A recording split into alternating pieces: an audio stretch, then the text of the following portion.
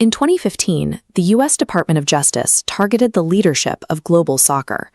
Dawn raids in Switzerland resulted in racketeering indictments against top FIFA executives, exposing a history of bribery and wire fraud.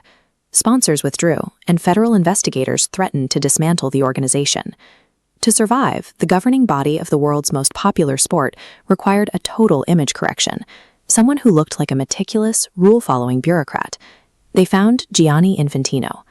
A Swiss lawyer and longtime UEFA administrator, he ran for the presidency on a platform of transparency and institutional reform. He was hired to dismantle the old boys' club. But over the next decade, Infantino constructed a highly centralized executive structure that granted his office more control than the men who were led away in handcuffs.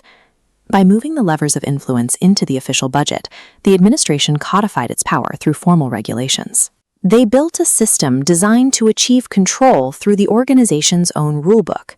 In FIFA's electoral system, every member nation casts exactly one vote for the presidency. A country with minimal infrastructure now carries the exact same electoral weight as a multi-time World Cup champion.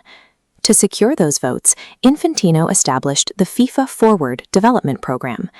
The initiative redistributes massive sums of revenue back to national associations to build pitches and train local personnel.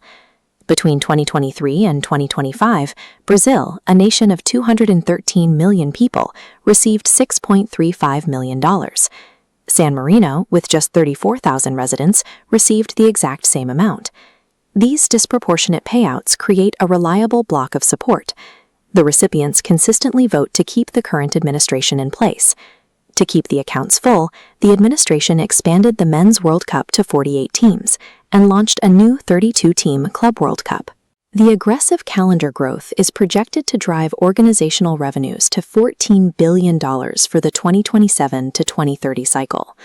By generating record profits and funneling them toward microfederations, the executive office operates a self-sustaining political machine funded by the sport's own wealth. Operating a wealth distribution network on this scale requires clearing away any internal friction. In 2016, legal scholar Miguel Maduro was brought in to chair a new governance and review committee. His mandate was to oversee elections and senior appointments to ensure strict ethical compliance. The test came in 2017. Maduro's committee blocked Russian Deputy Prime Minister Vitaly Mutko from securing a seat on the FIFA Council, citing the conflict of interest of having a sitting government official on the board. Rather than backing his own compliance officers, Infantino worked to remove Maduro and the independent committee members, replacing them with more agreeable personnel. The reform process halted the moment it challenged the executive hierarchy. Internal regulations are strictly enforced, right up until they inconvenience the administration. Free from internal checks, the presidency has evolved into a diplomatic role.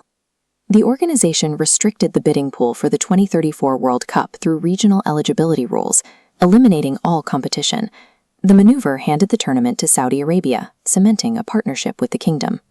The office frequently aligns with the leadership of host nations.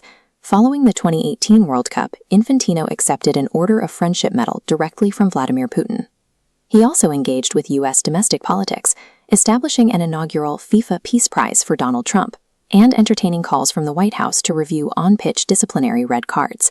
This level of geopolitical integration transforms FIFA from a target into a diplomatic partner.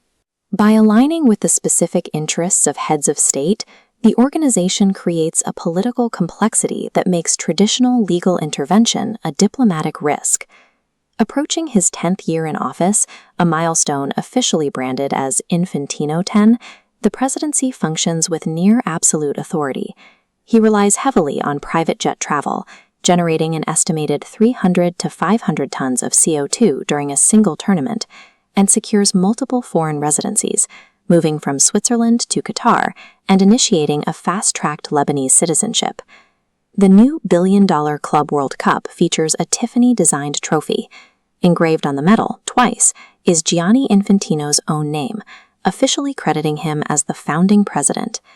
What began as a sports NGO now functions as a self-governing entity that extracts tax exemptions and legal concessions from host nations, essentially setting its own terms of engagement on the global stage.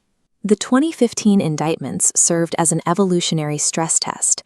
The resulting administration learned to build a legally bulletproof patronage machine, one that operates in the open while answering to no one.